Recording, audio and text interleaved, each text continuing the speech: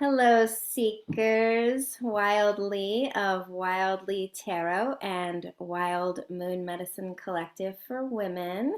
And I am here today with a conversation I've been looking forward to for many moons now with one of my dearest teachers and mentors, Keath Silva. And so, Keath is a trans herbalist, body worker, medium, writer, and activist who offers private healing sessions and community workshops for personal and collective healing and social change. And I am just so thrilled and excited to be offering this conversation to the collective. And we are going to begin the conversation today. Keath has so graciously offered to give a land acknowledgement and gratitudes to a lineage of teachers that have influenced them. So I invite you, Keath, to bring us into this space together today. Thank you so much, Wild. And first of all, I just wanted to say thank you to you. This opportunity has already been growth promoting. Just stepping over the obstacles to be willing to be seen like this, and you hold such a loving and warm, encouraging space. I've been terrified to do podcasts and people have asked me, but when you asked me, I'm like, okay, with Wild, I can do it. So thank you so much for everything that you offer to our community. You're so welcome. And thank you for the bravery to step into this space. I'm so curious and excited. All right. Well, first I just want to say that I don't think there's any right way to do a land acknowledgement, and I am totally a beginner and a learner as far as that goes. But I just on a daily basis have a deep concern for the fact that I'm living on land that Indigenous people have lived on from time out of mind. And they're here, but they're not here in this prime, beautiful place where I live, and have been moved elsewhere in a lot of cases. And it's just something that troubles me on a daily basis and is a prayer and a question always of how do I respond to this reality? Then it'll be a lifelong question. And I've noticed I do lead some groups that are focused on white people that want to dismantle our racism to lessen the burden on people of color. And we have a land acknowledgement as part of this. And it's community led, so lots of different people in the group have researched how to do a land acknowledgement, talk to Native folks about what would you want us to do. And instead of like a statement that's been typed up and is read every time it's a learning process, a discussion, and we open it up to like, does anyone have Native news? Do you know some projects that we could support? What piece of history have we learned recently? What relationships are we forming? And so I just don't ever want a land acknowledgement to be like, oh, check, we did that. It's more like, how can we continually remember and honor and face the pain of the reality of where we live and what happened here and what continues to happen here. And just to honor, acknowledge, remember, and repair. And so one way that I sometimes end up doing a land acknowledgement is just to take a moment to be present in our own bodies and to become aware of the land where we're sitting, where we're standing.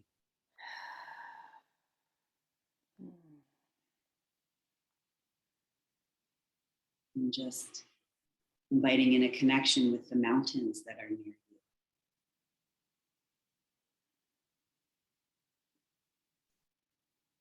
With the rivers and the waterways that are near you.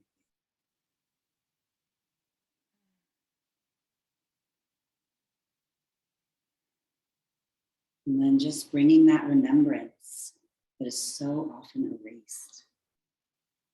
So the generations and generations of Indigenous people who attended these plants, these waters, these fish, these animals in a sacred way from time to time.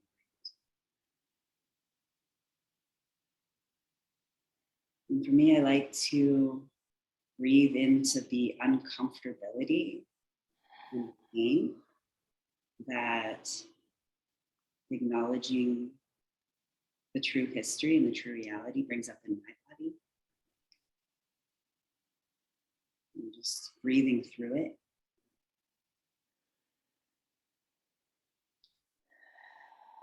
Because as a white person, I feel that why it's tempting for me to erase this and not address this issue is it's too painful to face, the shame, the guilt, the fear.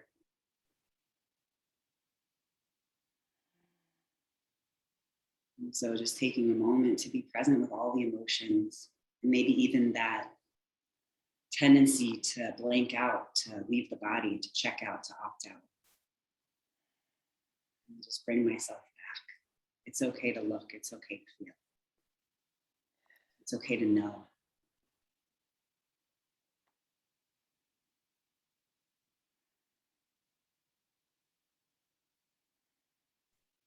From this place of connecting with the body and the land, emotions, where I am streaming in from, I want to honor the Wishram, the Wayam, the Yakima, the Paiute, Nez Perce, the Umatilla Warm Springs, Chinook, and many, many, many more Indigenous groups.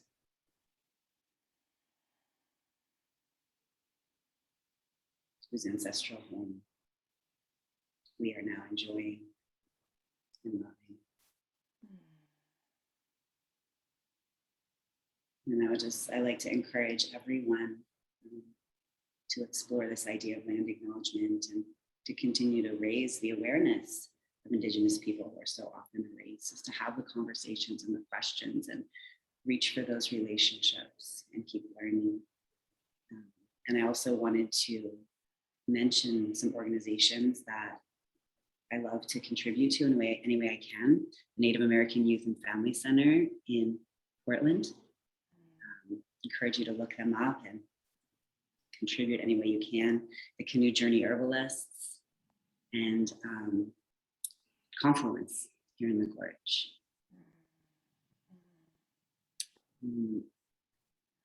While we're on this, I wanted to also just touch in that like some of the issues that we'll probably be talking about today, the conversation we'll have might touch on people's personal trauma and definitely on some collective trauma.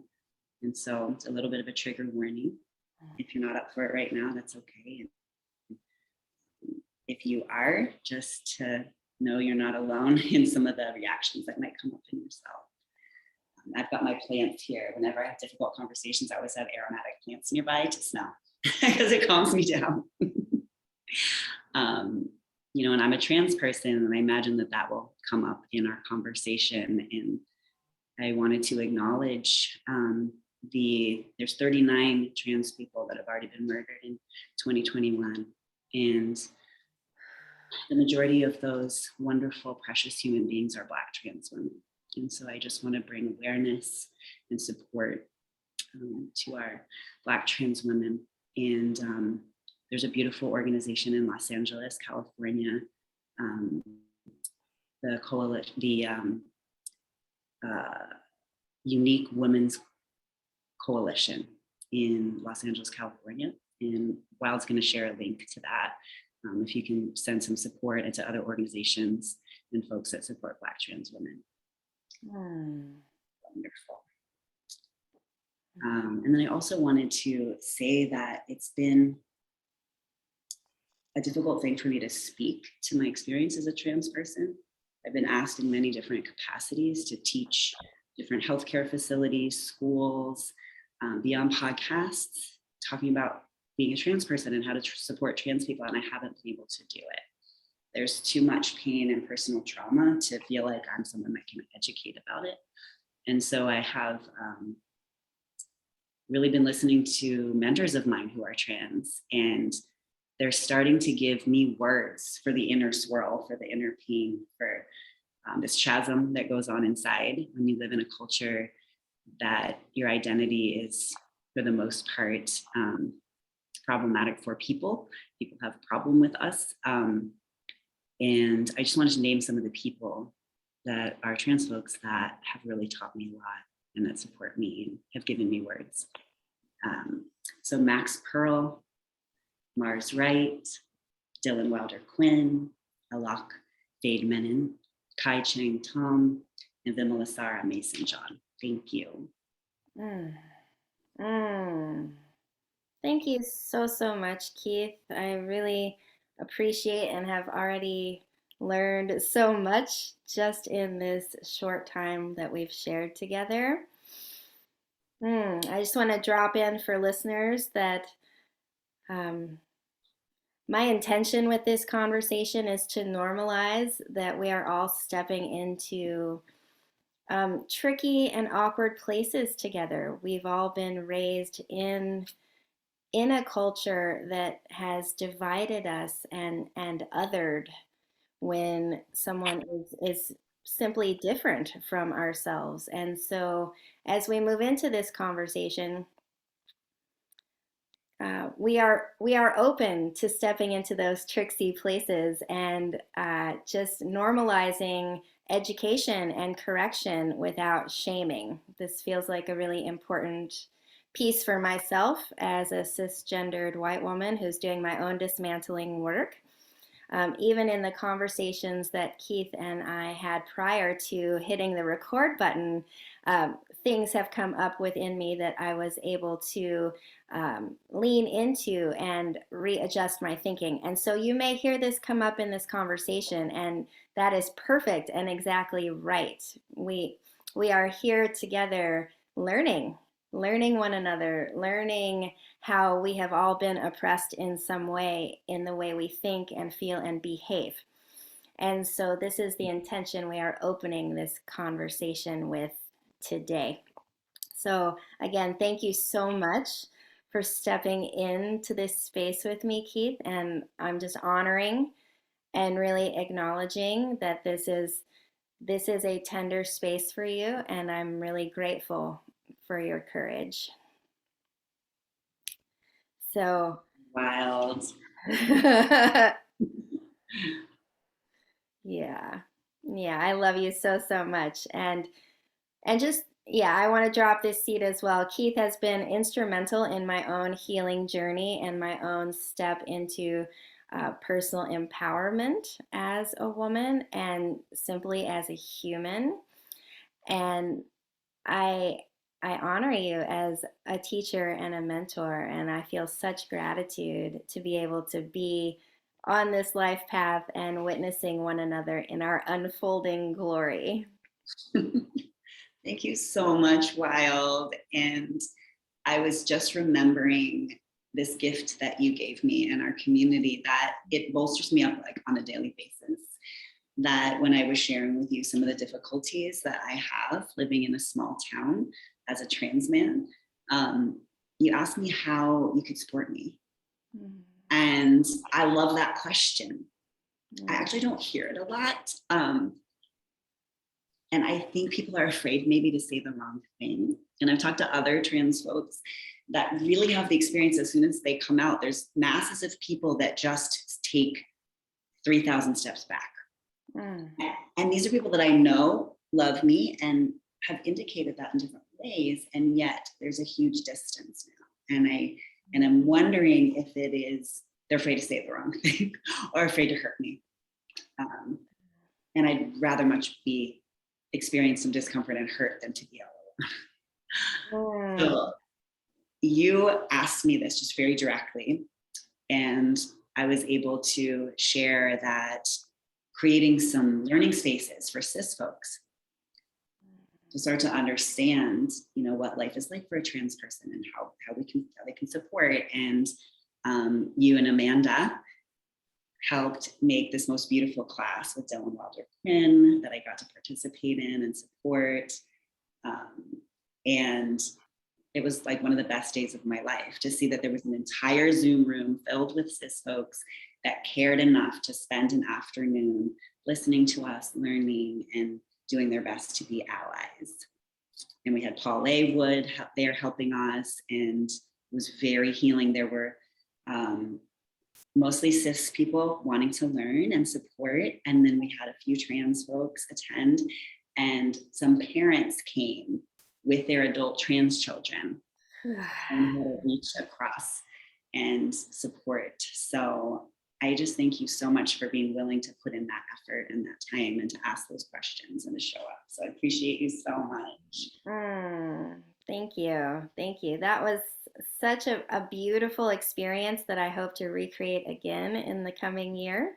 Mhm. And I, I was speaking about this actually last night with my partner. Is that the times when I feel the most touched and I'm able to really connect is when I listen to people's stories.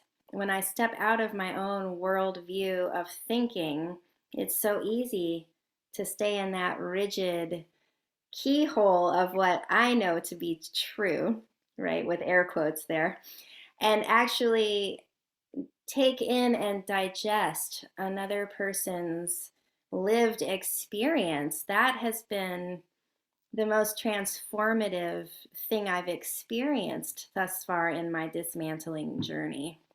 And you just mentioned the parents arriving with their transgender children, and that was so touching. My eyes got a little wet just thinking back on just the love and support that was present in that room. And and I think you're right. I think people step away from this discomfort. We don't know how to lean into it and be uncomfortable together. I've Mhm. I've heard that. I've heard it also from people going through other difficult experiences, grief, death, loss, illness, just anything that is uncomfortable that we don't know how to say the right thing. We just ghost. Yes. Yeah. And what I'm hearing you say is that that's been one of the most painful experiences on your journey thus far is that severing of connection because you as a person haven't changed at all. Like your core essence, like you are still you And more of who I am. and more. Okay. Yeah. Don't you want to know that? Don't you want to know all about it? Yeah. Yeah. And Yeah. that's what that person who's grieving or going through a huge transition or has had a big loss needs more than anything is connection and care and Mm, community and closeness. mhm. Mm. And I know from personal experience, a piece of the work that you offer the world is in that community building and that connection piece. I've experienced it with Wake Up Botanical, your dismantling racism groups, where you've brought people together to help explore their whiteness and how racism still lives within their mind body. And I'm curious, I'd love to open the floor and have you riff for a moment on your work. What do you do? What do you bring to the planet that is so needed right now? Well, first of all, like circling a little bit back to that beautiful moment we had with Dylan Wilder Quinn. Oh, Um, and he's starting something called Transanimystical right now for more of these classes. And something that happened in there is something that's a huge theme in my work as well, is where we did listen to people's stories. And instead of creating more separation, he brought up the question of each person in the room's gender trauma. And we start to realize, like, yes, we all experience oppression. And that's not to minimize, what Black folks go through. And, there's all different degrees and levels, but humans have experienced oppression and pain and not being accepted for who they are. And Holistic Resistance is a Black-led organization, racial justice organization that has mentored me and sheltered me and supported me for several years now. And that is really the whole premise is like, let's make this change through connection. Let's make this change without shame and blame. Let's make this change by reaching for each other's hearts. And I really carry that into my work. And Wake Up itself is mentored by Holistic Resistance, and there's Wake Up groups all over the country. And ours in particular, we focus on plants as like a grounding. This all started actually before I met Holistic Resistance, when I was an herbal teacher and participant in lots of different herbal conferences. And I was at an herbal conference in Portland that had a panel of people of color speaking to their experience about racism. And this was probably 6 years ago, something like this.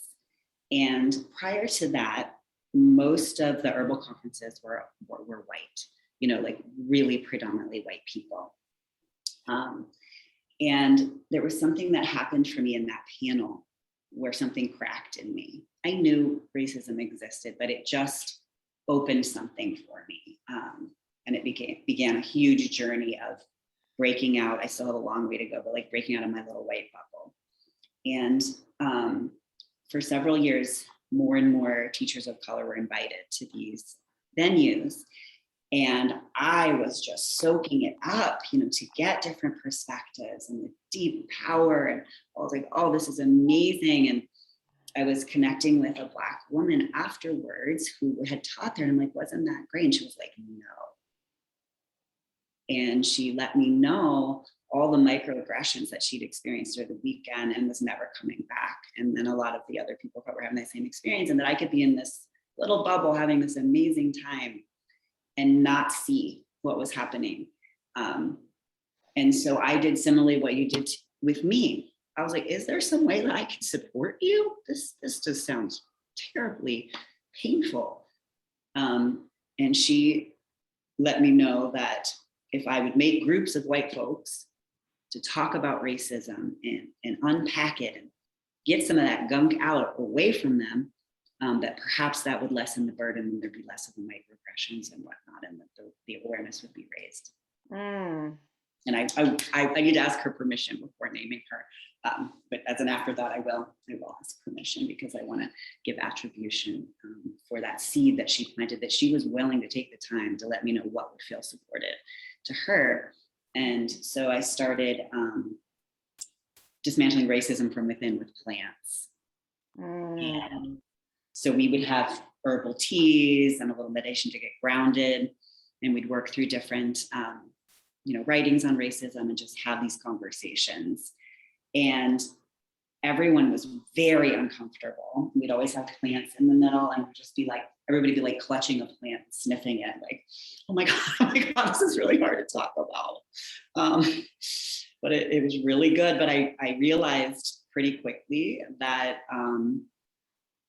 that it's an intense work, and people were having like trauma responses afterwards and shame responses, because the idea was like, we can talk about this yucky stuff inside of us here and nobody's going to judge you. But after saying things, people would go home and just be like, and thank goodness, it's a long story, but thank goodness holistic resistance came into my world. And so that I'm not out there doing that alone.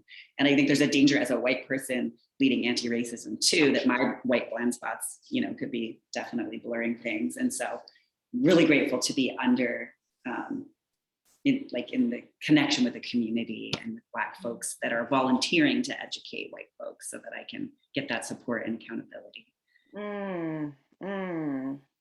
Yeah, thank you for naming that, that need for support and actually following what's being requested of us with regards to our anti-racism work.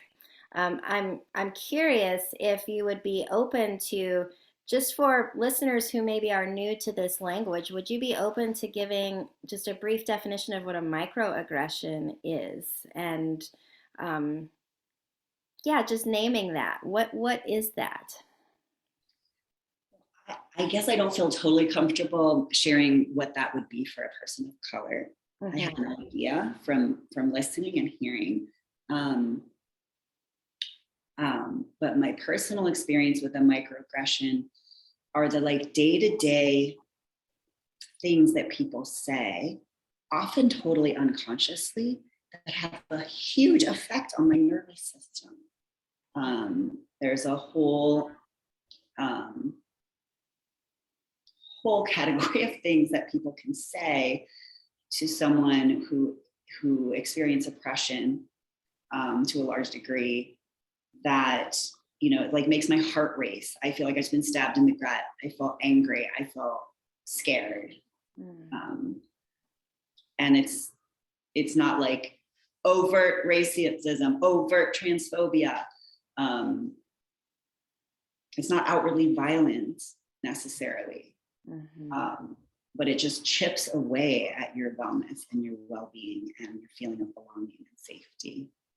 Mm, mm.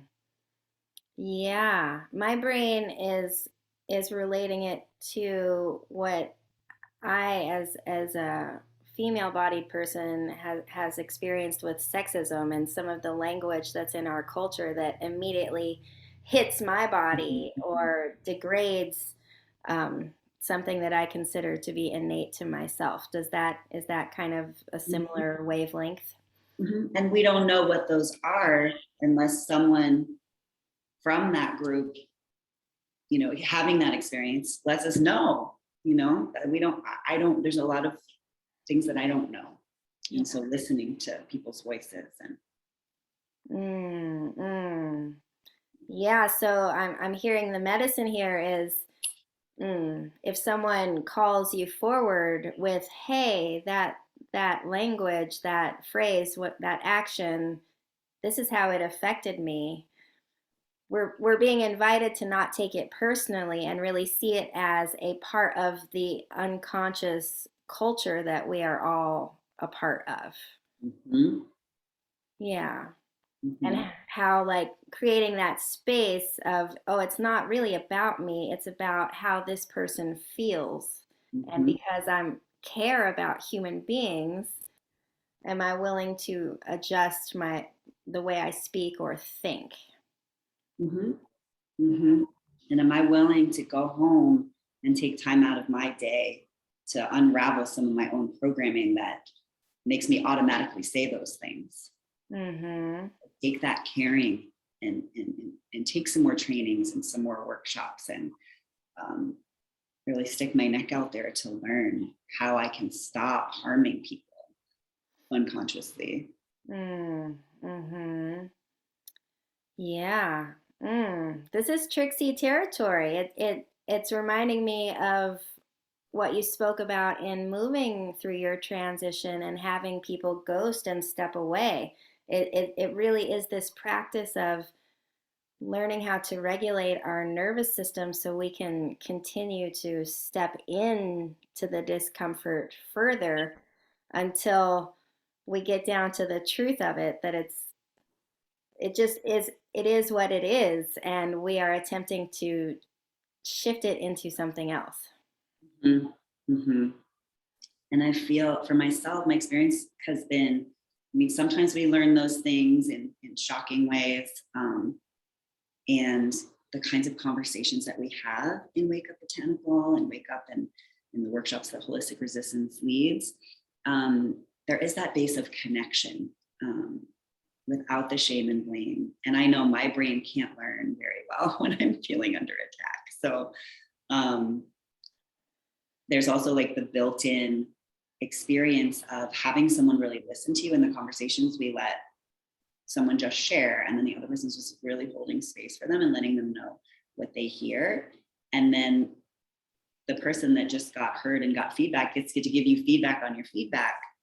And so we're also in the process learning to receive feedback that may be difficult. So maybe someone who has experienced a microaggression might tell you in a way that you wish they said it in a different way, or you wish that it wasn't so loud or it wasn't so intense. But it needs to come out the way it needs to come out. And so Wake Up kind of gives us the opportunity to practice receiving feedback too that might be uncomfortable. Mm-hmm. Yeah, I'm appreciating that word practice. That feels so relevant, that we're, like, for example, us right here, we're practicing relationship. We're practicing relating by listening and navigating and course correcting when necessary. Mm-hmm. Mm-hmm. Yeah, yeah. And I'm being reminded that the archetype that you're bringing in to this conversation with you is the emperor and is about taking up space. And I'm so curious how this idea of taking up space has really been influencing and affecting you and your life journey and your work? Like, could you speak to what taking up space feels like in your body? Yeah, it's definitely been a journey to learn how to take up space differently. And as much as I think it's so important to talk about oppression, I also feel like it's nourishing and healing to talk about like the juicy, positive experiences and learning that's come from transitioning, and like almost the unfathomable territory I've traveled from living seen as a girl. I was assigned female at birth. And so I lived most of my life being seen as a girl and seen as a woman. And I lived that experience very, very fully. And when I showed signs of being queer and trans as a young person, I experienced a lot of trauma. And it was made very clear that if I was to express those aspects of myself, I would be in danger, and I wouldn't be sheltered in the community. And so for survival and the path of least resistance, for all the world, walked around presenting as a girl and a woman, and was always kind of on the pulse of oppression. Experienced abuse as a little girl, as a woman, as so many assigned female at birth people have. And who I am as a person is really dedicated to the deepest form of healing. And so in order to like heal my own history of abuse, mostly at the hands of cis straight men, have just traveled down so many pathways of healing through dance and movement and meditation and ceremony and body work, and was early on a leader in telling women that they have a right to say no and that their bodies are sacred, and helped myself and others like tap into the deep well of goddessy, witchy, grandmother love, plants with a ceremony, with sacred blood. And I got into midwifery. And, you know, looking back, midwifery is activism, home birth midwifery. You know, we were, if a woman had to be transferred to the hospital, we were the ones fighting off these abusive doctors, you know, and fighting for allowing a person to be who they are in their authentic expression, you know, and the power of that person, that birthing person. And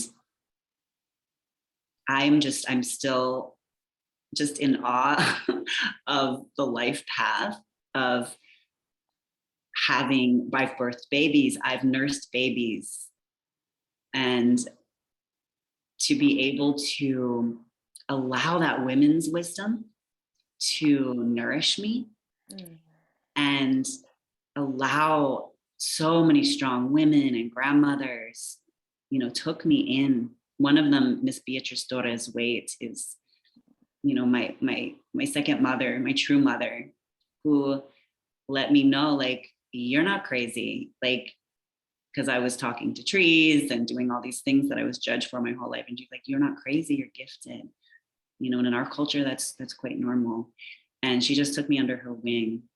And I'll just plug her book, Fireheart. She asked me to transcribe a book for her. So we can always put that link out as well. Definitely. Very juicy women's wisdom that applies to everyone. And just, you know, I recovered from a lot of trauma. I came to know myself and the earth through women's traditions. And in the process of leading many women's groups and doing lots of womb healings and goddess ceremonies, got the resource enough to come out first, you know, as queer. In those days, I was calling myself a lesbian. And these are things that I held down out of fear my whole life. And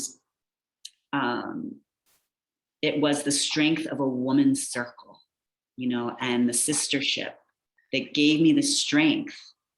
If I can sit in a circle of women and talk about the things I'm angry about and that I'm afraid about, and I can be close to these women and share, the authentic self that I am in this way, that led to then being like, oh, I'm queer, and then as I stepped into that led into, I have felt like a man inside this entire time. Like I knew I was a boy since I was little. And then it was the women's circles, that womb of loving and support that gave me that inner strength to be like, I'm going to start wearing men's clothes. That's what feels good to me. Mm-hmm. And so it's been such a journey. There's definitely been some pain in being excluded in women's spaces now, which also has been a bit of a rites of passage. Like, you can't come here. I'm like, okay, I guess I'm passing a little more and you're seeing me as a man. That makes me happy. So there's loss and there's joy. And it's been, your question was about taking up space, and I felt empowered as a women's leader and a women's healer. And my whole identity was around that. There was definitely a lot of places that, even if I had continued in that vein, that I would need to dismantle around cultural appropriation and inclusivity of all genders and all sorts of things.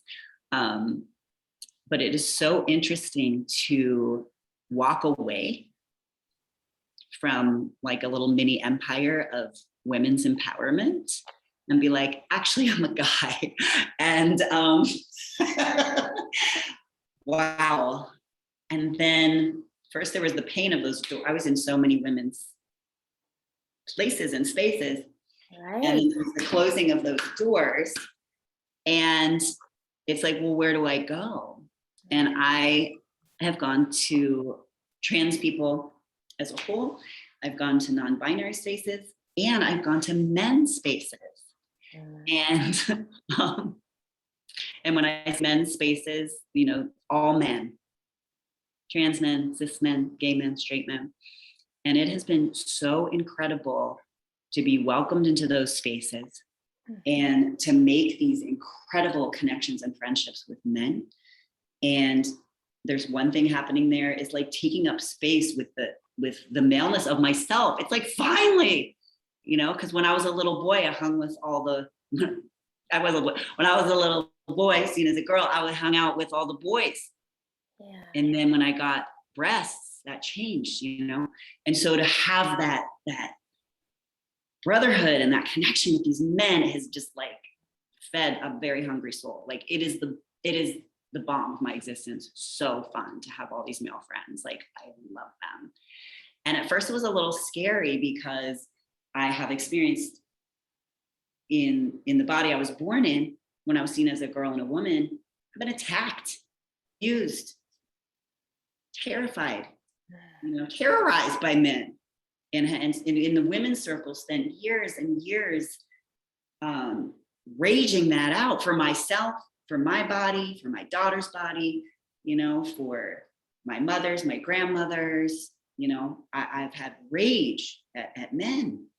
And so to start to connect with them as friends, and I sit in men's circles where men share really, really openly about their life experiences.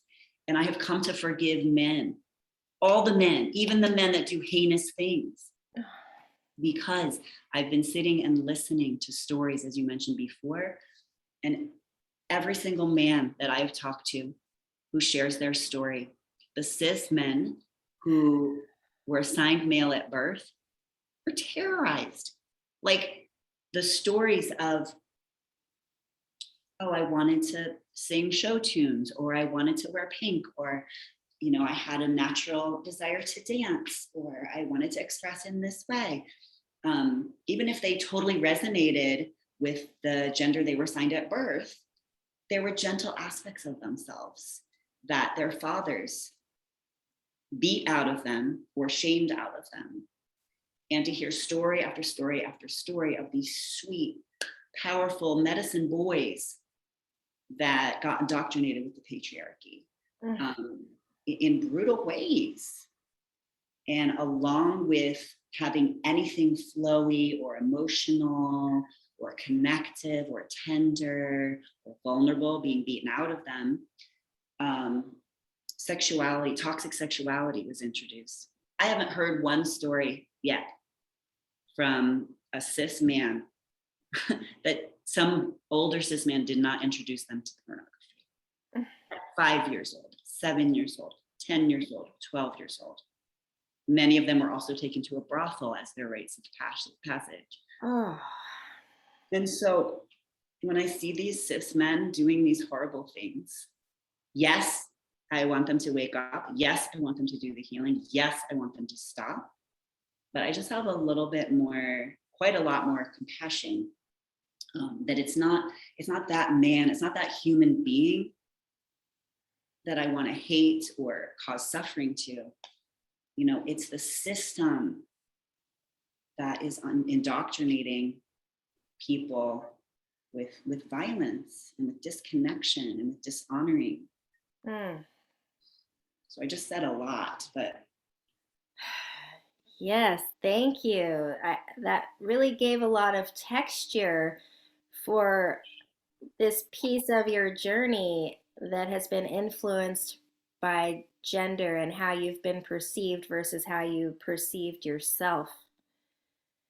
And I'm I want to go in two different directions. I heard two different threads, and just because we spoke about it yesterday, I would love to hear you riff for a moment for the listeners on how gender is not related to your physicality. If you feel open to discussing that in any way with regards to how we take up space, and like just helping to open the mind a little bit around these things that our culture has linked really, really tightly together. thank you so much for that question.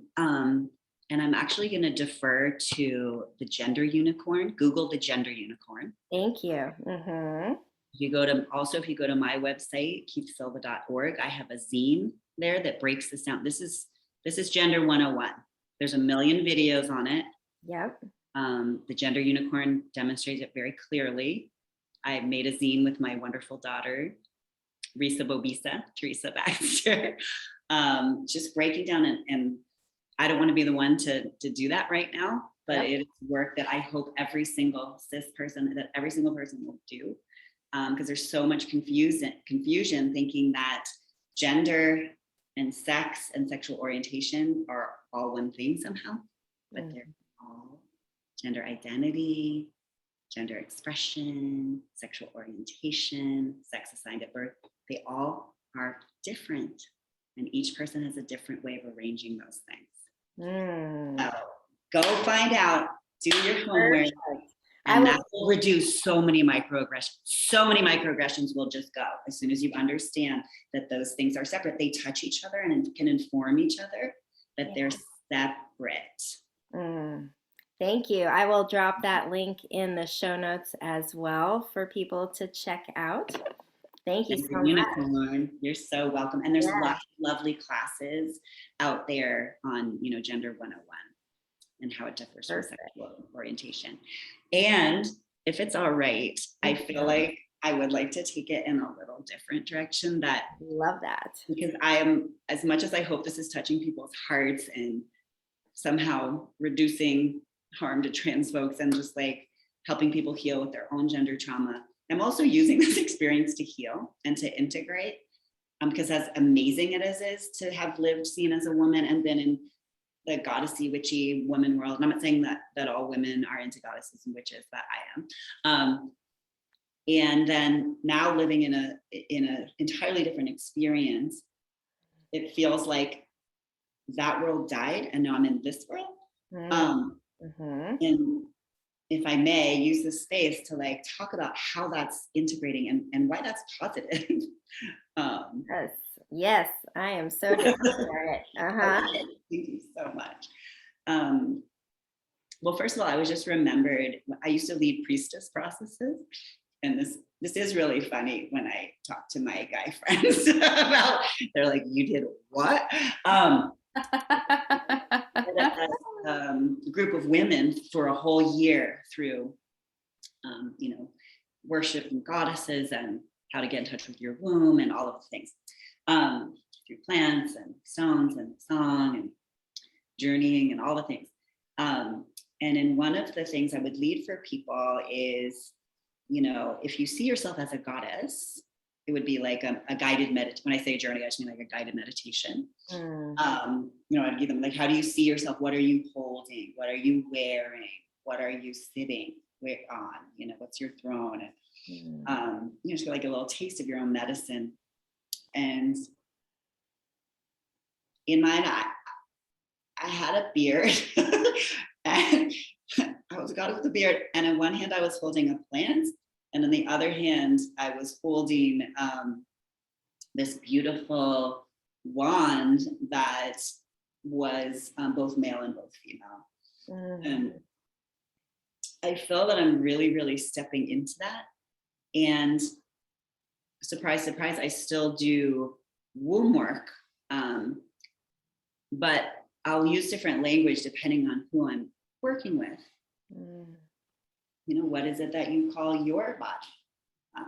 Because no matter what gender you are, in your belly and in the abdominal organs is a place of power and a place where we store a lot of trauma and memory and wisdom and art. And circling back to Miss Beatriz Torres Waite, she shared beautiful massage techniques from the Yucatan in Mexico with me that help to release that trauma in that area and bring more blood flow and chi flow and just release any blockages in there and help people get centered. And so I still do this work. A lot of my clients are cis women. And the feedback that I've gotten, I think maybe there's some that don't come anymore because they don't want a man touching their belly. But the ones who still come tell me that it has been very healing for them to be in a gentle man's presence who's asking consent. This work, everything that I do is on the belly. There are people that do beautiful internal work. I don't do that. Everything is on the belly. And there's so much consent asked for each phase of the treatment. And I've gotten the feedback that it's really healing for people to have a gentle male presence, asking consent and being in a healing space. And then a gentle male presence that also has birthed babies at home. And I know the smell of menstrual blood, like have a deep goddess practice that I do to this day. And I feel that as I help people heal from trauma, especially when it's like the trauma that men inflicted on them, now having connected with men so deeply and really heard their stories, there's a way in which I can show up more thoroughly, kind of in just, I have more to bring to the table for sure. I'm really seeing you as like a bridge. Like you've experienced so much in this body that you have compassion for all beings. I really do. And I wanted to share that I am medically transitioning. And so I am taking testosterone, and it has been such a trip. This has also helped me have compassion for people that have testosterone in their bodies as a major proponent, because it is intense and it has to be wielded. And it nearly took me out, man. Like it's, somebody who's born with predominantly testosterone in their body has a challenge on a daily basis. It is difficult. And I've talked to countless men about their experience with testosterone. And it's been such a process to learn how to make friends with that energy, and how to wield it for anti-oppression, and wield it for supporting women, and wield it for supporting youth and environmental change, and being a protector, being a provider, not in this expectation way, but like as a true provider of space holding. You're talking about holding up space, taking up space, but holding space for healing, holding ground. But it is a process. And I wish that every young person who has a lot of testosterone in their body would have, a team of healthy men or healthy testosterone predominant people to teach them how to work with that energy, because it's incredible. It gets stuff done. And it can be fierce, but if it's not wielded with care, it can cause so much harm. Yeah, I feel like you're touching on our culture's lack of initiation in a lot of ways on all sides for all people. Just this honoring and gentle guidance of how to utilize what our bodies gift us in this way. I'm so curious because I don't know that sensation of testosterone.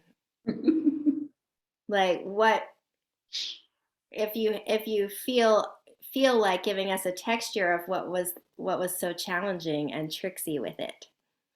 Yes, and I think it's such a fascinating conversation of how much, we've got to redefine what it means to be male or masculine. Yeah. But how much of it is linked to a hormone, and how much of it has nothing to do with that, and how much of it is how we are raised based on the gender we're assigned. This is just a huge conversation. Yeah. But what I've noticed just from that actual hormone is, for one thing, I cry a lot less. And I just want to get to the point. Like, let's get to the point. And I got to spend most of my life with estrogen being predominant. And so I had men telling me, can you get to the point? Like,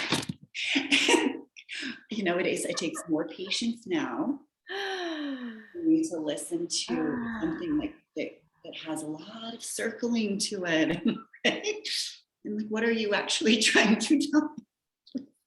And it's so, I really want to be careful not to make generalizations, because none of this is going to apply to everyone at all. It's it's very tricksy territory. And I'm welcome to anyone's feedback, because I could totally be saying transphobic shit right now. But for my personal experience, I went from feeling like I needed to kind of hash things out and process things a lot, and go into the nitty gritty of our relationship and what's it doing. It's like, I just want to meet you, go for a hike, have a wonderful conversation, and go home. But there's an incredible depth to the connections that I have, mainly with masculine folks. Like, there's an incredible intimacy, but it's just so much more easy for me to stay in my bubble and let you stay in your bubble. I'm way less likely to feel like I need to rescue. And I'm offering incredible support to that person in knowing that you got this, like, you got this, and I'm here. It's a really different way of relating. And I have almost zero tolerance for like blurry lines. Like, I want to know where the boundary is. Yeah. And let's get this clear. And it just feels like this. It's like, we've danced together a lot. It's like staccato and 5 rhythms. I'm just like, let's just get to it. Let's just do it. Yeah. And it's definitely evened out, but I had so much energy. Like, my whole house got fixed. Everything was like, let's do this. Let's do this. Let's do this. Go, go, go. Let's do this. Yeah. Oh, that's so emperor, right? That's so very much clarifying the container, and here's where I end, here's where you begin, and how do we navigate this space in between? I love that so much. Mm. So, So you mentioned when we were speaking yesterday that you are interested in inviting in more of the moon archetype into your work and into your beingness. And I'm curious to hear you speak on what that looks like for you. How are you claiming the space of the emperor and then weaving in the great mystery and the void and that magical piece? thank you so much, Wild. Can I say two more things about testosterone though? Oh, please. I'm Yeah. so excited. Yeah, because anger. I could get in touch with my anger for sure, but it was hard to access. Um, and especially when the testosterone was starting to load in my body, I broke down a door. Like I had the experience that I've seen people that have a lot of testosterone maybe naturally in their body do, like those rages. And I only had one, and I had no thought of hurting a human being at all, but I destroyed property, and it was like being consumed by the energy of rage. It was actually quite euphoric and incredible, but I understand now how, I mean, anyone, but also especially people that have a lot of testosterone create violence. Like it just, it's intense, and that testosterone feeds it. And once I let that initial rage out, I have been able to set boundaries, to advocate for myself, to say no to stuff that harms me way more easily. And we're not going to talk on this very long, but sexual drive like went through the roof, which has been an incredible process of learning how to channel that into other things. And realizing that sexual energy is creative energy, and it's like trying to tame a wild stallion and ride that thing, not to dishonor it, but to wield it with care, use it in a healing way, and then also reassign it to other things. Yeah. Oh, God, you're just really expanding my mind too in my relationship and looking at my two young sons as well. Well, they're not young anymore, but my sons, and just recognizing, to come back to the some of our original conversation, like how important it is to be with people who have that same shared lived experience, because I really don't know what that feels like in this body. And I can sit and listen, and I'm absorbing, and it's changing the way I think about testosterone in a body. And yet I imagine it must be incredibly healing for you to be in spaces with other people who can say, "Yep, did that, know what that feels like," and you know, normalize the sensation and the learning of how to wield it, if that makes sense. It absolutely makes sense. And when I started first transitioning with the testosterone, and I would talk to cis men, doors opened to me that were before closed. I got to, oh, they're like, oh yeah. And I'm like, how come I never heard this before? But as soon as they heard that I was having the experience, then it's like you get to go into this men's world or this testosterone world. Well, they'll tell you stuff. Wow.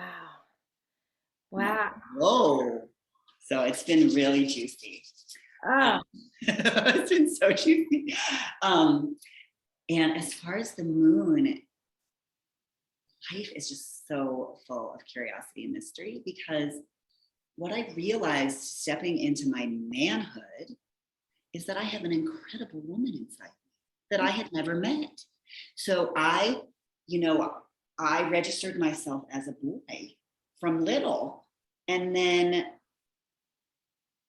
realized that no one was registering me like that. I was being registered as a girl. So what does that mean? So I created a girl, what I thought that was supposed to be. And so,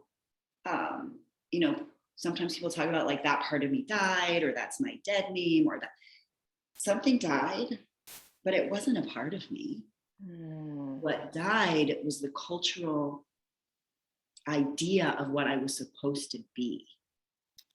mm, And it has been such a relief to let go of that people pleasing, men praising, person that I let so much harm happen to me, mm. based on what the culture told me a woman was supposed to be. Was take care of everybody else, not myself. Rest isn't acceptable. You have to sacrifice all that bullshit, Mm, that I don't want placed on any human being. And as mm, I moved out of that and feel into a little bit of the male privilege, which we also need to dismantle, but it started to give me like, oh wait, like I can take up space. And having testosterone on board and living as a man, for myself, that experience has included having more structure for myself and holding more space for myself and taking up more space. And in that, this incredibly mysterious, deep, wise woman has emerged that I now get to dance with. And actually painted a picture um, of her holding this emerging man. And I just love her. And she writes so many poems and she dances and she just holds the deep mystery. And so now I get to know her as well as who I am. mm, mm. And she is really more interested in poetry and the type of healing work that I do that's about walking between the worlds and about, bellies and just the healing that is connecting deeply with the earth and deeply with dream time, because I will continue to do anti-racism work. I will continue to put myself out there to make change in the world. But that's not my calling. Like, I'm doing it because it needs to be done, and I hope everyone does it. I believe we all need to do it. Yet, like the essence and expression of my soul doesn't have anything to do with racism. Mm, You know, mm, it doesn't want racism to be a thing. Like the essence of my soul, like the gift that I came in with, is it's connected to my neurodivergence and my transness and fluidity. Is I help people to find the deep essence like of their own soul and to travel between the worlds, to pass through the veil of their own misconceptions of who they are and pass through the veil of what we think the world is into the deeper reality of magic and healing, and to help people connect with the plants and the voices of the plants. And that's just who I am. Like, that's just who I walk around as. That's what I've done since I was little. I've never taken a class in, shamanic is a very triggering word. I now call it transanimystical healing. Because I didn't want to use shamanic anymore. You can Google that, of why that's a problematic word. And so I went into those spaces for myself of connecting with my spirit guides and the earth and the plants. I'm like, so what am I supposed to call this thing? And so they gave me the word transanimystical healing, which combines transformation with transgender, with animism, with mysticism.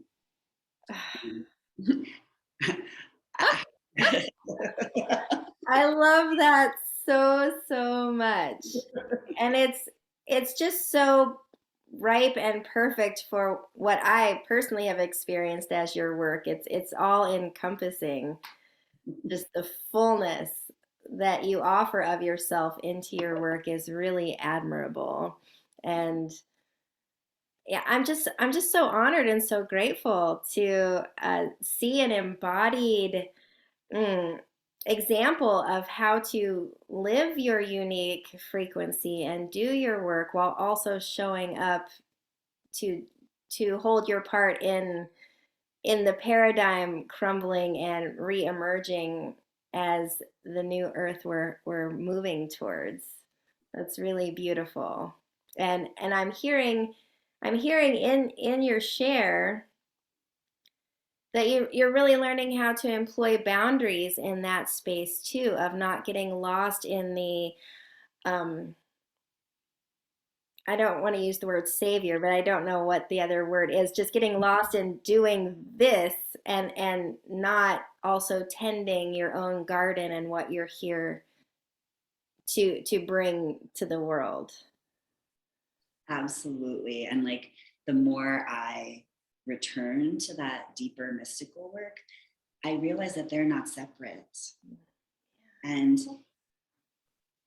it would feel out of alignment for me to offer, deep healing one-on-one to humans without addressing the systems of oppression that are causing these traumas. And so it's really, they go together. And I watch it when people, often when they do connect in with the deeper essence of who they are and they work through their own traumas, they're much more likely to be able to connect with what's actually happening in the world and to have that compassionate heart to want to do something to affect change. And so they're really not separate. Hmm. Yeah, they're not separate. And I love how you always bring this flavor of non-shaming to the conversation, that they're not separate.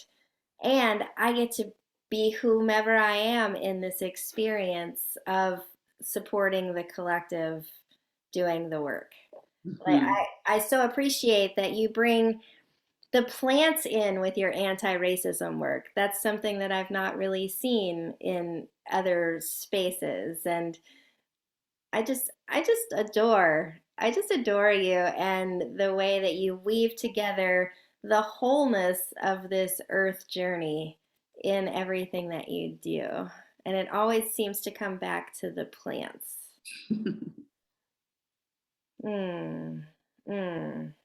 I have just really, really appreciated this conversation, and we've just about hit our time. I would love it if you would like to drop any words of how people can find you, if you have any projects that are really at the top right now that you would like to share with people before we come to a close today. I appreciate you so much. This experience has been very healing for me. I almost didn't come Mhm. because this is really one of the first moments that I've really spoken out as a trans person and like showed up um, in this way outside of my like trans groups. So I just appreciate this opportunity a lot. And thank you to everyone who is listening. Um, the first thing I want to invite people to do is to come to a healing session with me because I hold an enormously compassionate space that where you can share what is happening for you and just like a deep listening. And then I create a session that weaves together years of study in the healing arts. And so there's physical body work, there's hot stones. I use the plants, fresh plants, like in the treatment.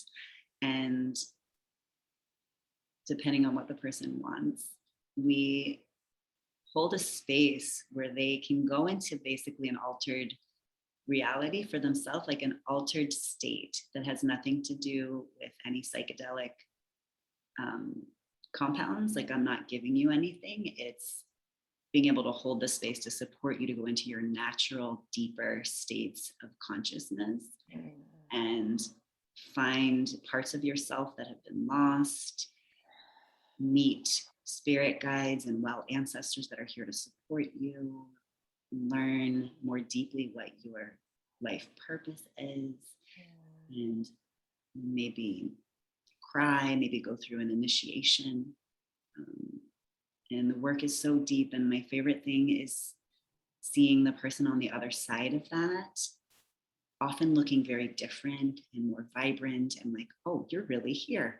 And so that's the main thing. I want to invite people to come, and I do this online. It's not as great because I can't lather you in St. John's wort oil and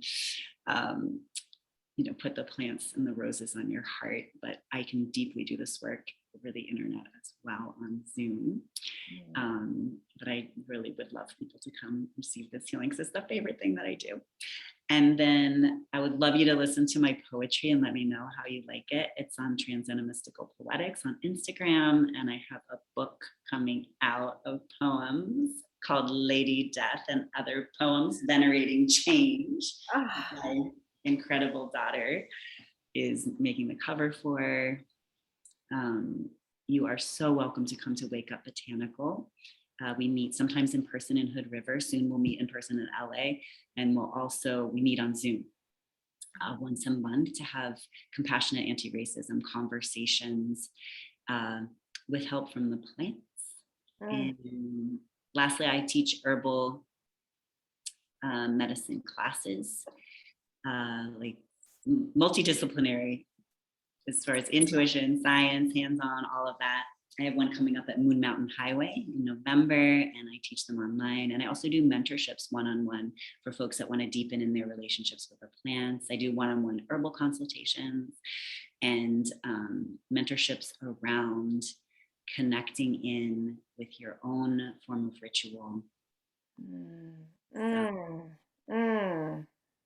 Thank you for giving that beautiful menu. I feel myself hungry already to step back in with your medicine. And I can attest to all of these experiences. I've been so privileged and honored to be able to receive healing from Keath, and I highly, highly recommend all of them. They are transformational spaces, and you do walk away from them feeling changed, empowered. And for myself, I always tuned into the frequency of joy after working with you. Just really being able to come back into that essence. Trans joy. That's right. I noticed your shirt. I love that so much.